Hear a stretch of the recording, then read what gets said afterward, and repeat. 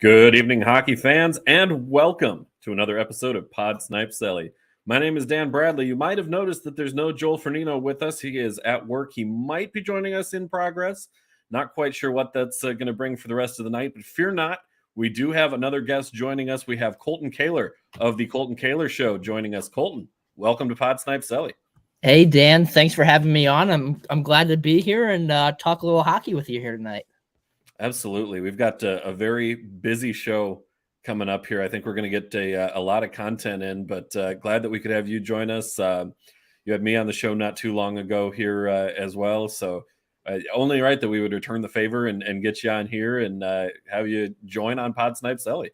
Yeah, and our first comment of the night, I'm going to go ahead and throw this one up there. If you go for it. Happy birthday to you. I saw that today, and I figured I'd wait until we get on here tonight to tell you, but happy birthday to you, and hopefully it's a good birthday for you.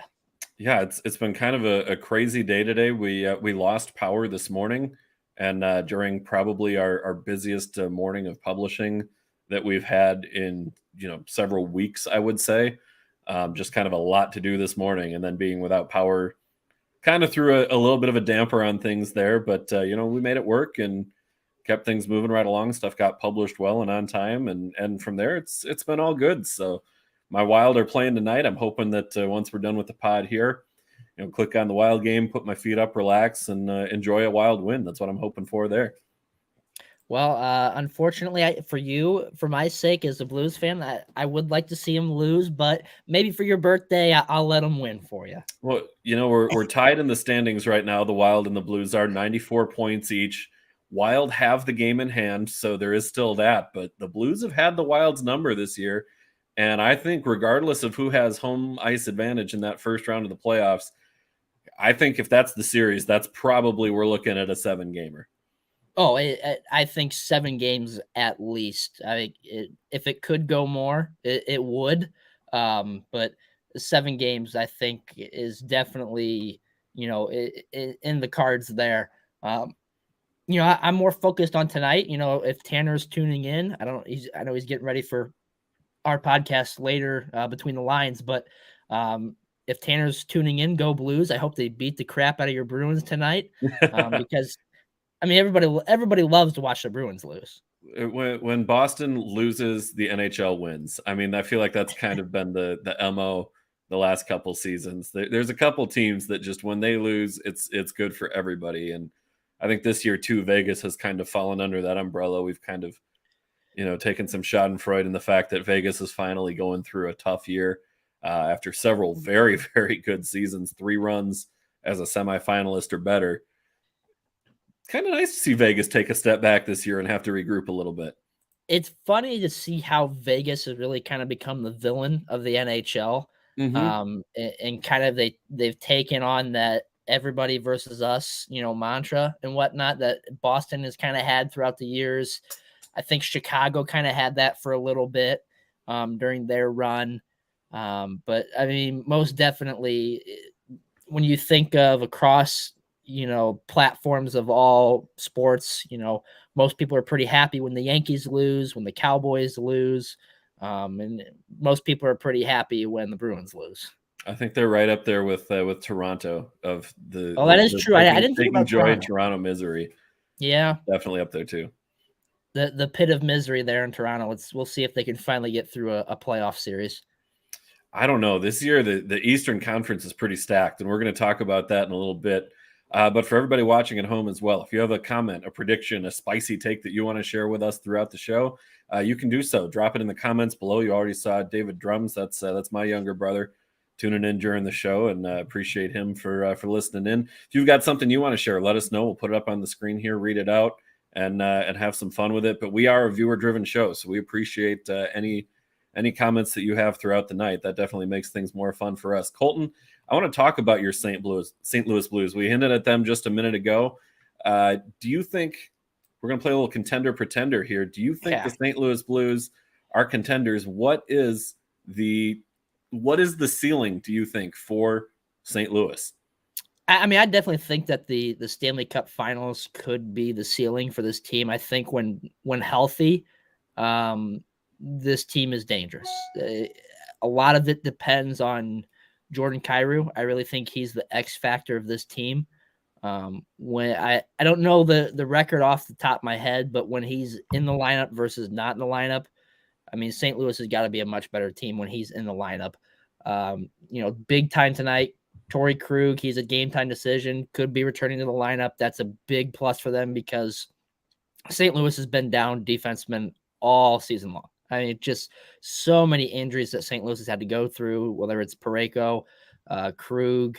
We had to trade for Nick Leddy, the 31-year-old from Detroit. It was kind of a head scratcher of a trade at first. I thought, especially getting rid of Sundqvist, and I thought that we kind of overpaid for it a little bit. But it seems to be working out well so far, so I can't take it down too much. But the one thing that kind of has me questioned about St. Louis is whether they can continue to bring it game in and game out. They've really struggled with that consistency this year. They started off really hot, and they kind of continued that. And then they went through a little bit of a dry spell, turned it back on and off, and now they've won their last 6 games, and they're kind of on a hot streak. And we'll see how they play on the road tonight against Boston. But they've struggled against the bad teams in the NHL this year, which is also kind of a concern. But as a Blues fan, of course, I'm going to sit here and tell you that they're a contender. I mean, why not?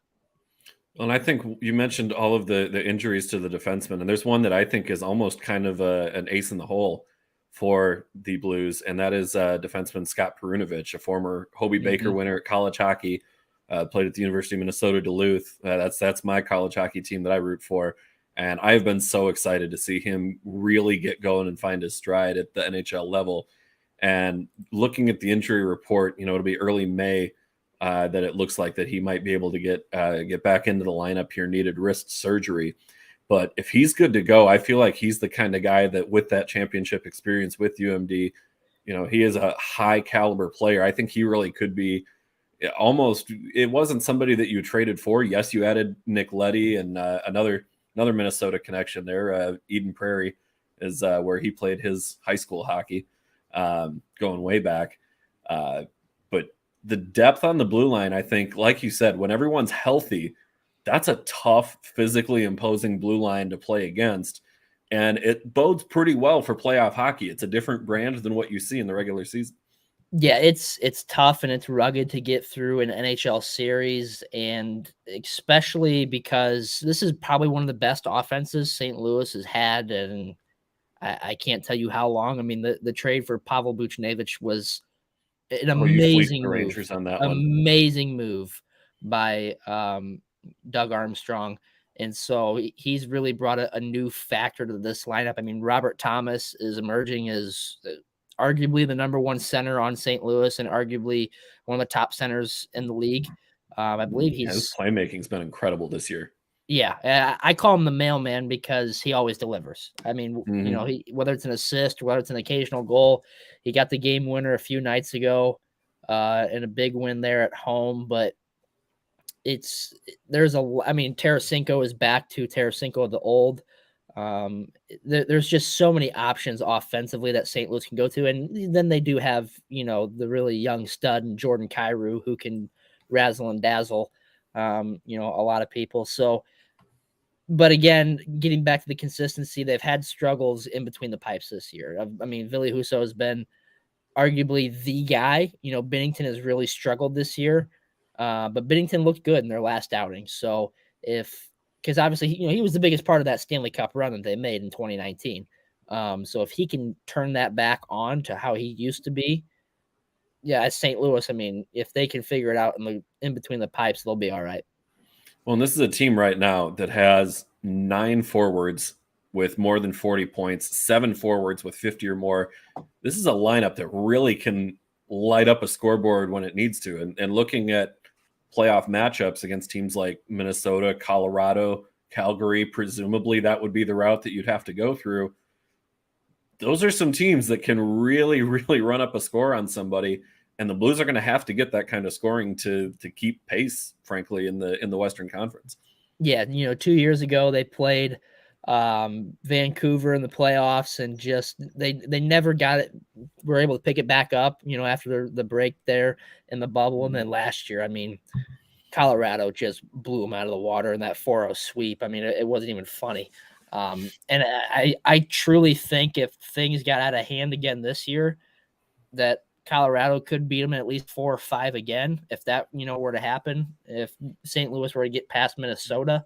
But I'm very fearful of Colorado anytime we play them. I had to laugh at Daryl Sutter's comments a couple weeks ago about whoever plays Colorado, that's going to be a quick 8 days, and then you're done. I mean, whoever that wild card is.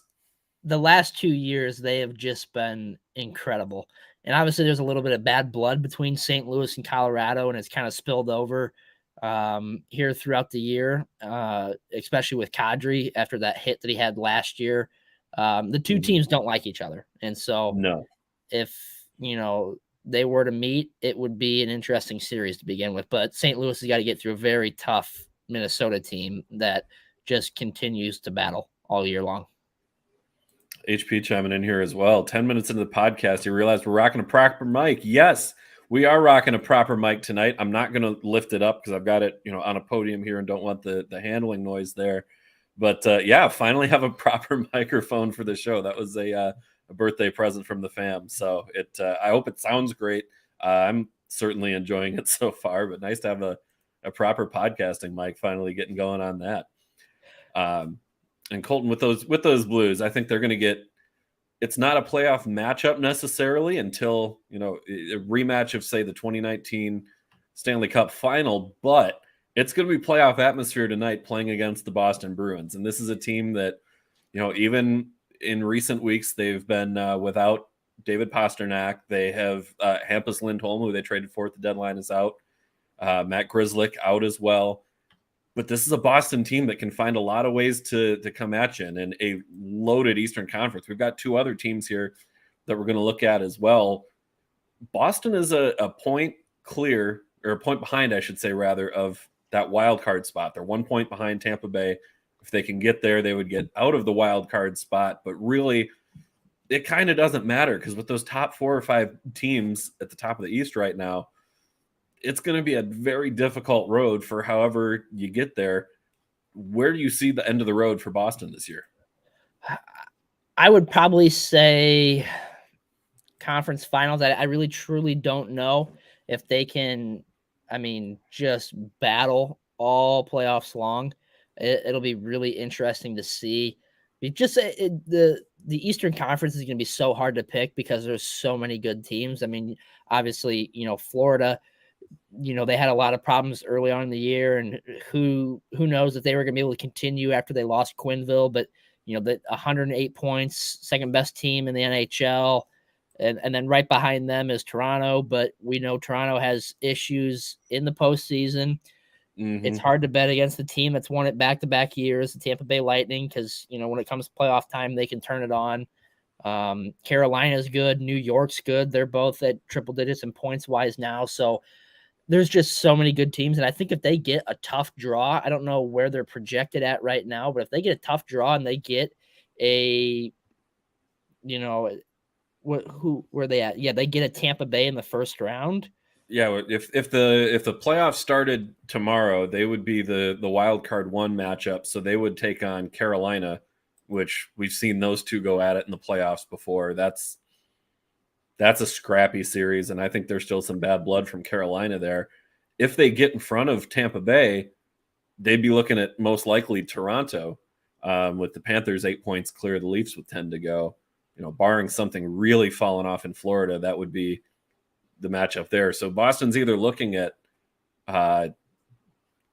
Toronto or Carolina in the first round.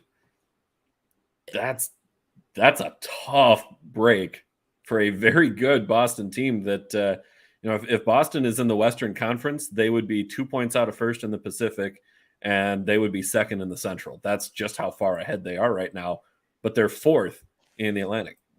I think if I'm Boston, I would much rather want to go through Toronto just because, just because of that previous history in the playoffs. It was 4-1. That will never get old.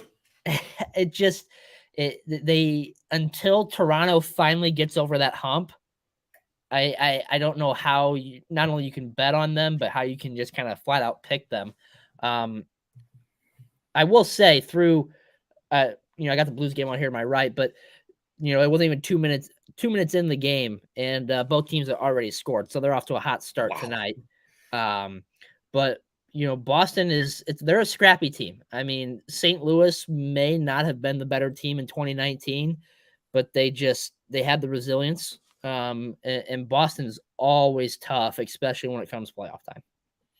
It's an entirely different atmosphere, and I think without having a healthy Pasternak and a healthy Lindholm, that does kind of limit what they can do. And Toronto, to me, kind of has the feel about them that the Washington Capitals had a couple of years ago before they went on a cup run, where it was the years of playoff futility, and you kind of felt like, okay, once they got by Pittsburgh, it was okay, there's something different with this team. They're going to do it. And you could kind of tell.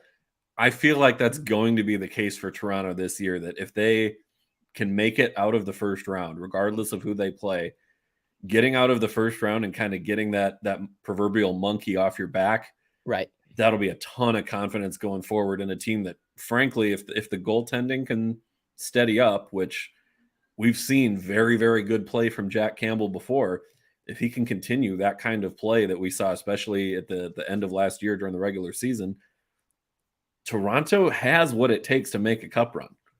Right. And they're also a Boston, team. Yeah, that would end it. They're also a team that can put up goals in a hurry. And so it's definitely a team that you don't want to fall behind on. And I agree. If they get, if they get past that first round, it could finally be the year for Toronto. Well, and I want to keep it kind of right where you just talked about, with a potential matchup or a potential team that kind of could be in their way. Tampa Bay, the two-time defending Stanley Cup champion Lightning, third place in the division right now. It's really kind of been a down year by their standards from what we've seen. Some players on that squad as well really not having the same sort of productive seasons that we're used to seeing. I know it's weird to say that Nikita Kucherov, 46 points in 37 games, isn't as productive, but he's a -8 on the season, which really jumps out at me. Braden Point, less than a point per game player, kind of different than what we're used to. He's a -6 on the year.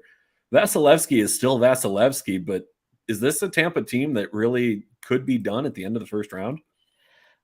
I'm going to go with pretender here for them. It's really, I mean, it's hard to do it back-to-back years. I mean, we'll say that there. But to do it 3 times in a row, I mean, there's been one team that's won, I believe, more than 2 in a row, and was that the Canadiens back in the Canadiens had a run of 5, and the New York Islanders 80 to 83 had a run of 4. Okay. But nobody has put together 3 since the Islanders did 4. Okay. So I think with how loaded the Eastern Conference is this year, this is the year that it kind of falls off for them, if you will. I don't see how they can keep it up. I mean, it's tough to bet against a team that's done it twice in a row. But just looking at how the conference has got better as a whole, I think that's kind of where I lean against them. I still have to go with contender here just because they've done it twice in a row. And you look at where this team was at the end of the last regular season and playing without Kucherov and just kind of limping their way along. But they found the switch. They got that first round series with Florida last year, which was one of the best series of the entire playoffs. And from there, it was, okay, this team is going back to back. And you could kind of tell there as well. I still think, until somebody knocks you off, you're a contender. For me, that's just kind of where it's at. And yeah, they've kind of taken some lumps along the way this year. They don't have the big horse in the barn like they had last year, with being able to have Kucherov on long-term IR, make a trade, bring in some bodies to bolster for the cup run. They're just stuck with what they have this year. But that's still a scary, scary Tampa Bay team that can hit you for goals anywhere on the ice. Corey Perry is still a productive player on that team, which that's weird to me that he's still productive this year. Yeah. Here's HP chiming in. Helps when you're 18 mil over the cap. Yeah, that certainly helped. David with a good question here. That which conference do you think has an easier route to the Stanley Cup Finals, Eastern or Western? Colton, for me, I think it's definitely the Western is the easier path to get through. It's Western without a doubt. Colorado. I mean, it's without a doubt they're the top team in the Western Conference. And then from there, you kind of have a grouping of other teams that you can kind of all put together. But at the Eastern Conference, it's really hard to kind of differentiate between who's really, I mean, obviously, Florida's got 108 points. They're at the top of the Eastern Conference, but there's so many other teams I think you could throw in that discussion for who's the top team and who's going to be harder to go through. That without a doubt, you've got to get by one team, I think, in the Western Conference. Yeah, I think it's Colorado is here and Calgary is here, and then there's a pretty steep drop off to those other clubs, which I feel like Minnesota. I want to see. I as a Minnesota fan am more worried about having to play Nashville than I am about having to play Colorado. And I know that sounds weird to say. The Wild have beat the Predators once since March of 2019. That's it. They've beat Colorado multiple times since then. They've had overtime games. Wild are 1-6-3 in their last 10 games against Nashville. That's a team that, for whatever reason, they just have Minnesota's number. I do not want to play Nashville. Let me take on Colorado. I'm okay with that. And if we lose to Colorado, they're a wagon. They're built to win this year. Like, they are all in. And if we lose there, it happens. But I don't want to play Nashville. That one actually worries me. In the East, there are 4 or 5, maybe even 6 teams that it wouldn't surprise me if they went on a big cup run. And another one of those, the Pittsburgh Penguins. This is a team, Crosby and Malkin have always been, incredible. And of course, Malkin suspended for 4 games now, which ridiculous suspension. Does he deserve a suspension? Maybe 4 games kind of seemed like a bit much to me. But this Penguins team, another one that has kind of hung around all year, really, really tough to beat at home. They're 20-12-5 at home, 22-10-5 on the road. They can beat you in a lot of ways. And their goal differential is the same as the Rangers this year. I mean, is Pittsburgh a team that can advance out of the first round and maybe make a bit of a run here? I think they can. It's because of their ability to score. When St. Louis played them earlier this year, St. Louis went up 2-0, 3-0, I think, in that game, or I think it was like 3-1. And then they scored like 4 unanswered. I mean, it just completely dominated St. Louis for the rest of that game, and they did it in a heartbeat.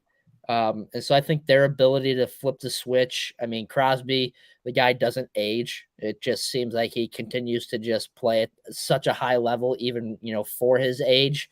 And injury history too with Crosby as well. What's that? His injury history as well with the concussions that kept him out a while, the hand injury slowing him down. Right.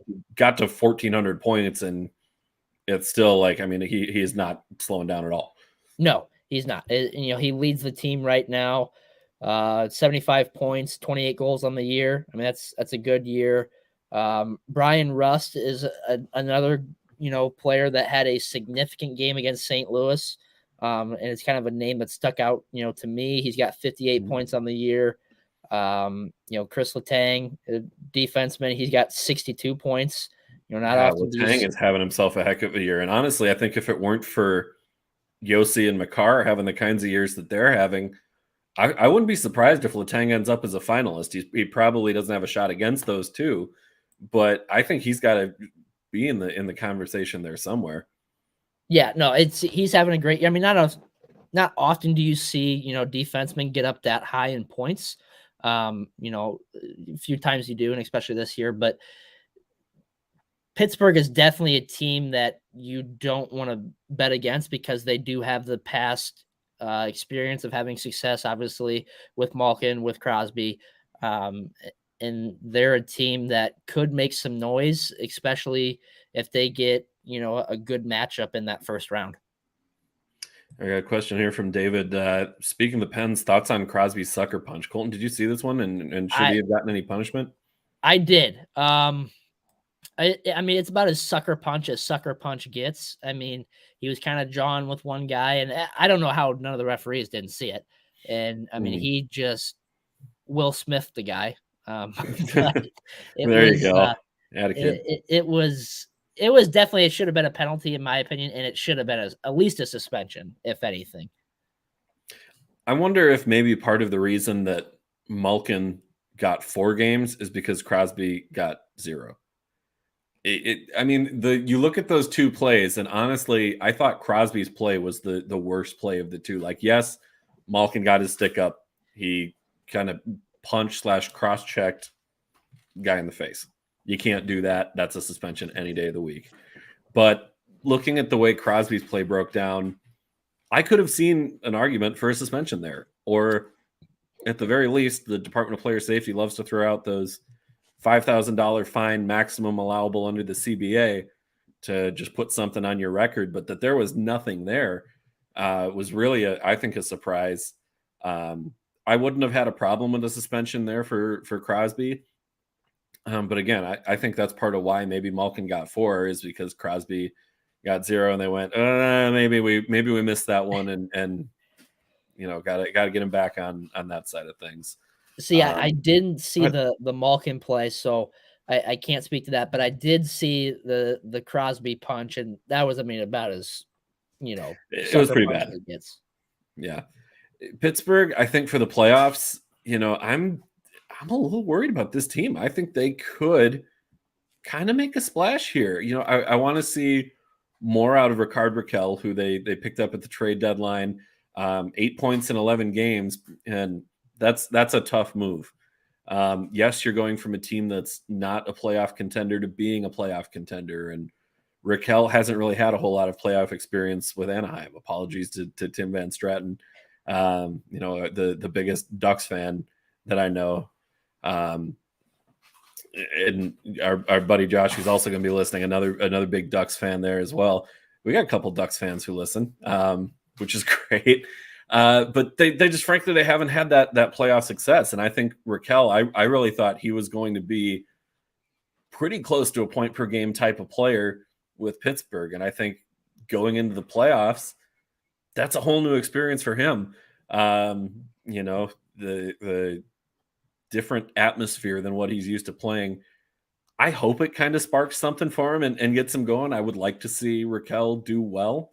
And I kind of thought he was going to be, pretty much like a natural fit on Malkin's wing. I thought that was just kind of the perfect play for him. But Pittsburgh kind of jumbles their lines around so much, you don't necessarily know who's going where. In fact, right now with Malkin out, they've got Rakell on a line with Jason Zucker and Jeff Carter is the line. But what do you do when Malkin comes back, and where's the fit there? So really, I don't know what to make of Pittsburgh. I guess I wouldn't be surprised if they advanced to the Eastern Conference Finals, and I wouldn't be surprised if they lost in the first round either. That's, to me, I'm slightly going to lean more pretender than contender just because of the injuries that they have as well. They're kind of a banged up team, but there's always something about that team that the Penguins, you never know what you're going to get.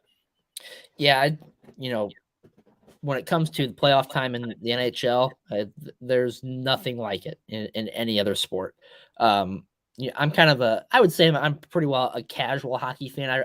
I pay attention to the Blues in the Central, there, but other than that, I don't pay it. I'll look at scores, but that's about it. But by far the most fascinating playoffs of any pro sport is hockey. I absolutely love it. I mean, you are on the edge of your seat if you're lucky enough to be sitting, for that game. And it's just, I can't imagine what it would be like to be a player in that moment. We have some breaking hockey news. I actually just got the notification on this one. The Vegas Golden Knights may not be dead yet. Mark Stone is set to return. He is going to be coming back. Let me open up the notification here and get the full read. But Mark Stone has been out for a while with the back since February 8th with a back injury. He is returning to action tonight against the Vancouver Canucks. So Vegas, who is currently, they're 2 points, 2 points out of a playoff spot, because they're right behind Los Angeles for third in the Pacific. We were talking about Vegas here as kind of being in a down year, but getting Stone back down the stretch. This is a team that's won 6 of their last 7. Vegas maybe not out of it. No, I think if they get hot at the right time, there's still a chance that they're only 6 points behind Edmonton. So while it's highly unlikely that they could chase them down, it's not out of the question. And with Los Angeles being without Drew Doughty, that's a big loss for the Kings. He's done for the year. So that makes me think LA probably headed for a drop off here. LA, a team that is really, it surprised me to see that they were third in the Pacific this year, just by virtue of, all of their young guys are stepping up, and, Doughty is out and Walker is out. For me, that's their number 1 and number 2 defensemen looking at that roster. And they're still a playoff team just because of how well their young guns have played and stepped up this year. HP with a question. Didn't they have to clear cap space to get Stone back, or did I miss something? Yeah. I think going back to the trade deadline when they had the Evgeny Dadonov trade that didn't quite go through.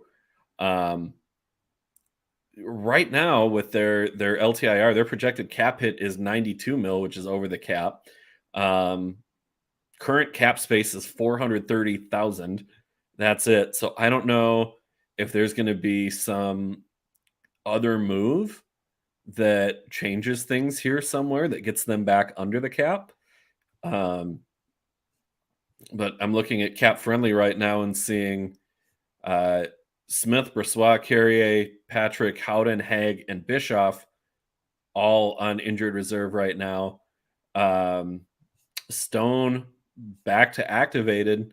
So I don't know how, what sort of cap wizardry is going on there to make everybody fit, but somehow they've got the fit. So Vegas, that's big, getting Mark Stone back for this playoff push. If he's healthy and good to go, and I get the sense that as soon as the playoffs are there, looking at those injuries, Vegas could be getting some of those guys back right around the time that the playoffs start. If Carrier, who is not traveling with the team on their current road trip, if he's out through the end of the year, that frees up some room. Brossoit being out brings up some room. Riley Smith, if he hangs out, that could be how you get that room back to get Stone into the lineup. Is Edmonton a team that kind of scares you as a team you might see in the playoffs, because they can score arguably out of any of the best teams in the league, but they can't guard your couch? They just can't play defense. For me, I think you have to have good defense to win in the playoffs, and you have to have good goaltending. It doesn't matter. Look at what the Leafs have been the last few years. When they've gotten into trouble in the playoffs, it's been the defensive breakdowns and some goaltending breakdowns along the way. It hasn't necessarily been for a lack of scoring. Looking at a team like Colorado, part of the reason they're so well built is their defense and their goaltending. Darcy Kemper is playing very, very well. You look at the defense with Cale Makar. You look at Johnson playing surprisingly well with that team as well. Looking at the who's the guy? I'm blanking on his name right now. The defenseman that they got in the trade from the Islanders. Hang on, I'm looking it up here. Devon Taves, and how well he plays kind of on a second pairing type role behind, so that as soon as Makar is off the ice, then you got to deal with Devon Taves. Then you got Sam Girard in there, who isn't somebody who is going to put up a ton of points on you, but he'll make it very, very hard for you to score. That's how they win. You look at what Tampa Bay has done the last couple of years. Yes, they have the offense, but when you're having to play against Victor Hedman night in and night out, and Sergachev is stepping up, and David Savard is stepping up. You have to have defense and you have to have goaltending. HP jumped in to say Taves to let me know that was who it was. Thanks, HP. You have to have defense and you have to have goaltending. And Mike Smith is not going to win you a playoff series, let alone get you to a cup. That defensive core, we've known it's been a problem for years, and they still really can't do much to address it. So I'm not scared. I think Edmonton is headed for a first round exit, unless they play the Kings. If they somehow end up playing LA in the first round, I think they get by LA, but I don't see them getting. For them to get to the second round would be a stretch. I don't see them going any further than that. Fair enough. That's fair enough. David chiming in. HP is the real MVP. That is a fact. Colten, moving into Wednesday night picks, and you're making your debut. I did not do particularly well on your pick segment, but to be fair, I wasn't exactly staying in my lane there on that one. You threw some basketball and college basketball at me. Football didn't quite work out in my favor, but hockey was good. So looking at the scoreboard there, I'm hanging around just above 500. Bad week last week, 2-3 on the board there. Joel went 2-3 as well. He's 40-30 on the year. Colten, we'll have your name up here next week. But we got 3 games going on tomorrow, thanks to a snowstorm in Winnipeg ruining one of our picks in one of our segments there. So we'll have to adjust there. But we'll start with the Montreal Canadiens, plus 160 at the Columbus Blue Jackets, minus 190. Colten, who you got in that one? I like the Blue Jackets. The Canadians have had a lot of issues in goal this year, and they've just had a lot of issues to begin with. I mean, up until I think St. Louis gave them their first win in like 10 years, I think it was. But I mean, St. Louis just gave them a game earlier this year. And they've got a lot of injuries. I was looking at their roster earlier, and they've got like 4 or 5 guys currently out right now. So I think with them being a little beat up, I'll go with the Blue Jackets here because they're not having too bad of a year. Well, yeah, you mentioned the goaltending struggles, and obviously losing Carey Price is not good. But believe it or not, Carey Price traveling with the team to Columbus. They said he won't play Wednesday, but Carey Price could be back before the end of this season. And I think the fact that he's traveling with the team, maybe that's enough to give Montreal a bit of a boost here. Just the morale of having him back around the team again. It's definitely still tough because you look at the rest of the injuries.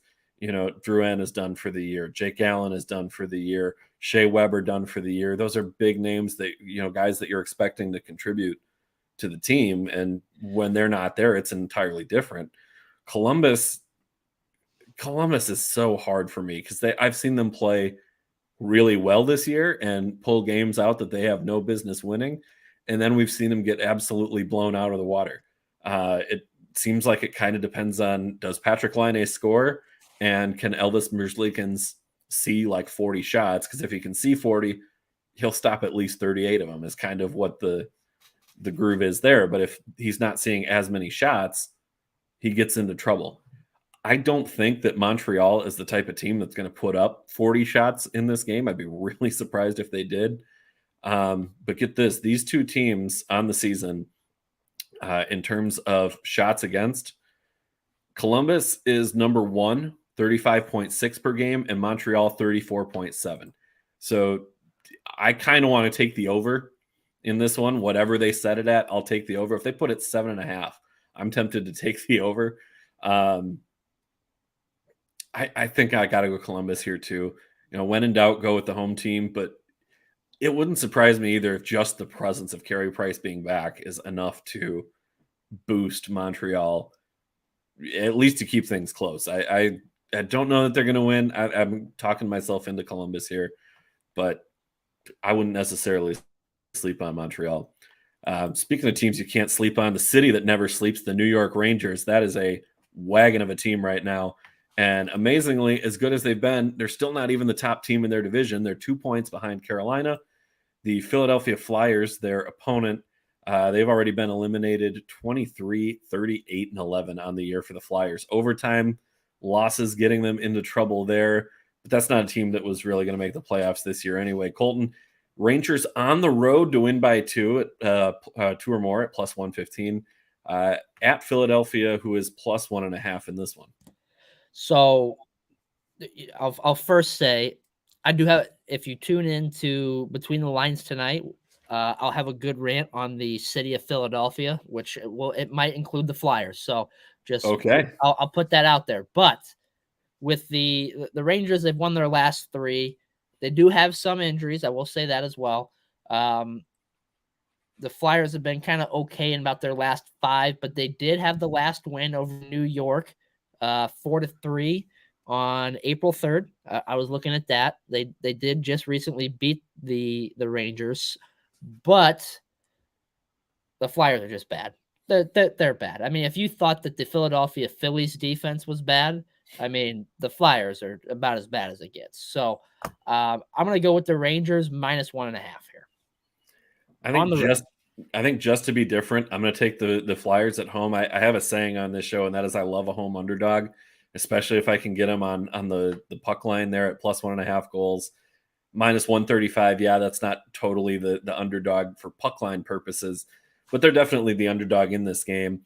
Caught a hot season. I want to see Carter Hart do well. I like him as a person. I like him as a goaltender. I want to see him do well. The Rangers, I think, will still win this game, but I could see Philadelphia hanging around, especially with the recent win there as well. Philadelphia 3-7-0 in their last 10. Not great numbers. A -68 goal differential on the season. That's second worst in the league. But the Rangers, yeah, they got to hang close with Carolina, but you mentioned the injuries there. Keedle out, Sammy Blais done for the year. Tyler Mott dealing with a significant upper body injury is the report there. It's not to their stars, but those ones still can get you in trouble as well. I'm going to take the Rangers to win by 1 on the road. I'm going to take Philadelphia just to be different here and try and get the cover. And as I see that we're getting into this segment, I'm reminded that Joel texted in his picks as well. So I got to get those mentioned on the broadcast here. Joel also taking Columbus. So all 3 of us took Columbus in that one. And Colten is with you on the Rangers. Final pick of the night. We've talked about them quite a bit on the show, the Colorado Avalanche and the LA Kings. We've mentioned both clubs. Kings plus 1.5 on the road at Colorado. Colten, Kings without Doughty.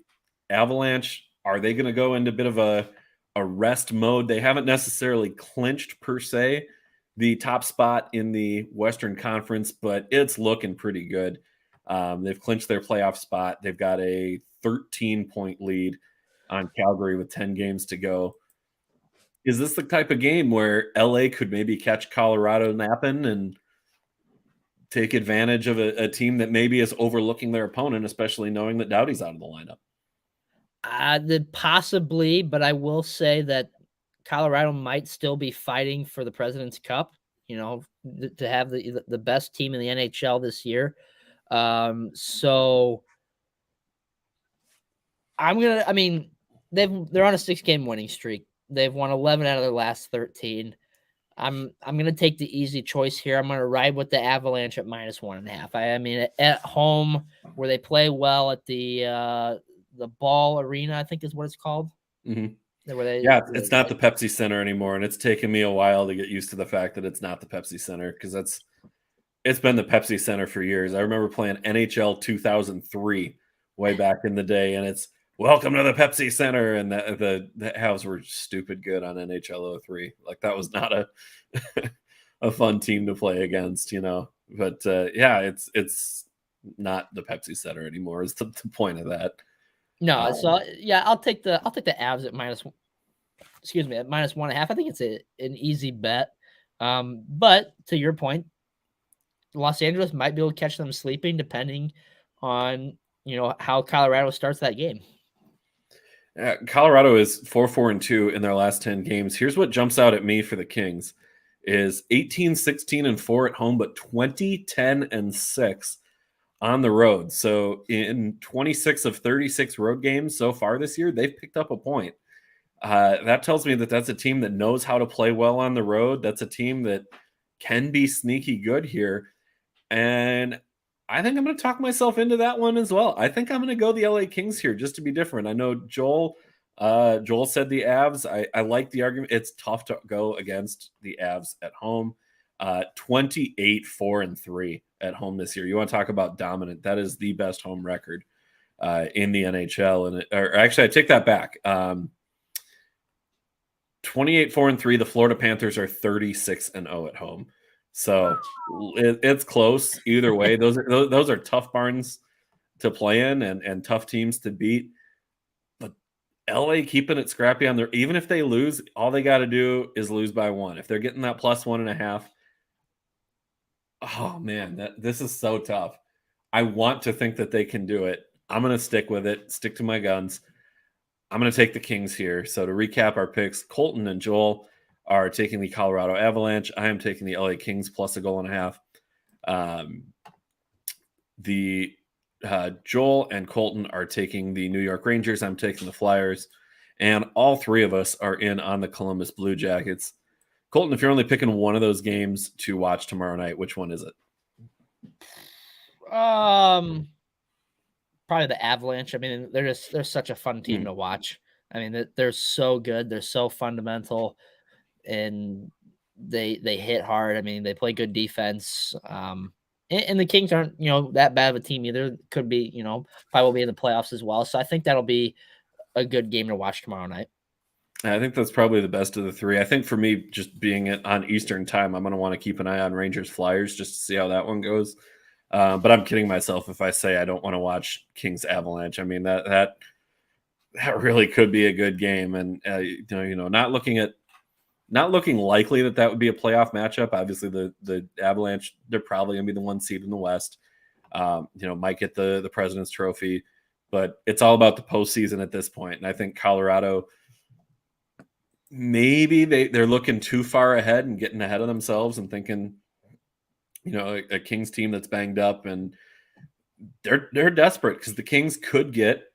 The Oilers have a game in hand, but the Kings are 4 points back at Edmonton for second. They're trying to stave off Vegas, who, as we mentioned earlier in the show, they're just getting Mark Stone back. That's a team that's going to be desperate, and a team that is desperate. We mentioned Tanner Kern a couple of times on the show. Hungry dogs run faster. That's his saying. I think in this game, the Kings might be the hungrier dog in that fight. So desperate times call for desperate measures. Yes. Yeah. You pull out all the stops, you give it absolutely everything you got, and you go and you get to the playoffs. And I think that's kind of the mindset with the Kings right now. Eager to see what LA can do. But Colten, we have a segment we like to do here that we mentioned to you as well earlier before the show. 2 minutes for roughing. This is kind of how we like to wrap up every show. 2 minutes to rough up whatever subject you want. It doesn't have to be hockey related. You have not told me what you're going to talk about here, so I'm excited to hear what you've brought to the table. Do you need a swig of water or anything, or are you ready to jump right into it here? I think I'm ready. All right. Well, let me go ahead and put 2 minutes on the clock here and reset. I don't know why I had that set to some weird. It's set to 2 hours, 19 minutes, and 30 seconds. So I don't know what that's about. Maybe that's my fiance is getting ready to run a half marathon. Maybe that's the time she's looking for when she's going to finish. I don't know. But we'll put 2 minutes up on the board here. And Colten, I'll catch you in here. 3, 2, 1, go. Okay, how in the world does Dan Snyder still have a job? You mentioned it didn't have to be hockey related, and so this was something that I heard about today. He's got more allegations against him, for a guy that is about as sleazy as they come. From all the issues that Washington has had throughout the years, when they were the Redskins, and now that they were the football team, and then what are they even now, the Commanders? I mean, it's first off, terrible name. But I mean, from the allegations that he's had from females within the organization, from workers in general, now he was taking money from season ticket holders, the people that pay your bills. They weren't giving other teams their cut of money on ticket revenue. I mean, just about as sleazy of a man as you can get. And not to mention, it seems like every game they have a water line break, and it's spraying out, poop and urine and whatnot, and it's just a disaster up in Washington. And I just don't know how he still has a job. I mean, the NFL is full of just sleazy old men that are owners that have a lot of money. Jerry Jones, Snyder, Robert Kraft. I mean, you look at what Miami did, sleazy. You can go around. Stan Kroenke, about as sleazy as they come, a guy that we absolutely hate in St. Louis. The NFL is full of sleazy old men, and Dan Snyder, how do you still have a job? And how does Roger Goodell put up with that? How do you not do something? And I gotta say, something has to be done. I'm not quite to my 2 minutes yet. I've got 5 seconds left, but my goodness, the Washington Commanders, you are a joke. There you go. I couldn't agree more. I mean, Dan Snyder, he's so bad for the league, for the image, the way that he repeatedly, like, you don't hear these kinds of allegations over and over and over again without there being some degree of truth here. And David chiming in here too, one of the worst owners in the NFL, Colten preaching the cold hard truth. Absolutely. I mean, it's sad to me, and I mean, I'm actually angry about this, that if something is going to take him down, it's not going to be the sexual assault allegations, or I should say the sexual harassment allegations. It's not the, did he or did he not try to, how do I put this delicately? Utilize cheerleaders to provide benefits for season ticket holders. I think that's probably the nicest way I can dance around that one. It's not having a racist team name for years and years and years and just stubbornly refusing to change it. No, it's going to be holding money back from the league. That's going to be what ultimately takes him down. And the league, the message it sends is, well, we're okay with all that other stuff, but don't you dare mess with our money. And I get it. Money talks in any sport, but it's frankly disgusting to me that that's what finally potentially, I'm talking about this like it's going to bring him down. It might not. Right. This could be like, maybe he says to Goodell, hey, I know it doesn't look great. Here's what happened. I fired the person responsible. It didn't come from me. Keep feeding them the lines of BS. And boy, I do not know what to make of that situation, but it's not great. And I'm totally with you. Snyder is about as bad as it gets. Colten, thank you for joining the podcast tonight. And we're getting that from the audience as well, not just from me. I appreciate you jumping in for Joel.